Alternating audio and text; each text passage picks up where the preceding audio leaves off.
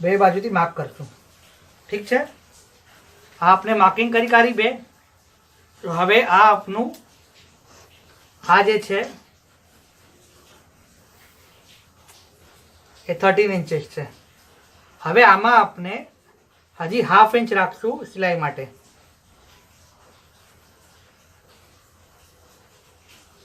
½ inch રાખશું સિલાઈ માટે બે બાજુ।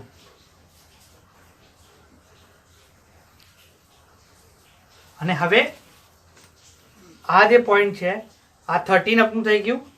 ½ ઇંચ આપણે સિલાઈ માટે રાખવું છે। હવે આ પોઈન્ટને ઉપરથી જોઈન્ટ કરી દો।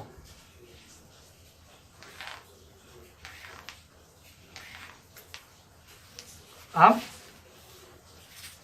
અને બીજું આમ।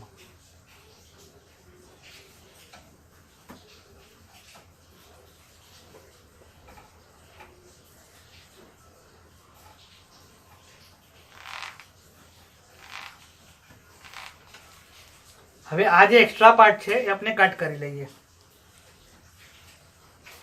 બંને પીસ એક સાથે રાખજો। બંને પીસ એક સાથે રાખજો। બે અને ત્રીજું એક સાથે રાખજો અને કટ કરી કાઢજો આમ લાઈનમાં।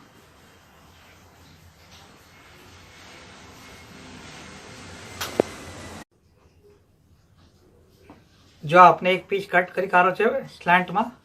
હવે આપણે આને સીધું કરીએ।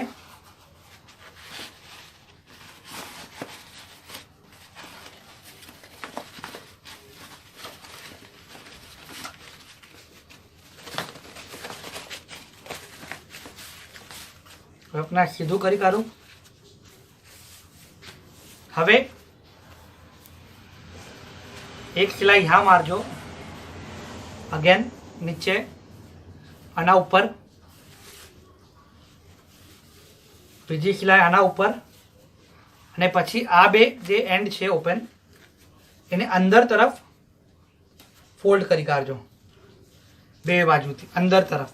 જે આપણે ½ ઇંચ રાખવો છે સિલાઈ માટે એ બાજુ, કેમ કે આ એન્ડ એક એન્ડ यहाँ અટેચ થશે તો અંદર ચાલો જશે, બીજો यहाँ અટેચ થશે અને અંદર ચાલો જશે। આપણે આ પોકેટ કમ્પ્લીટ કરીએ પછી આપણે એને અટેચ કરીએ।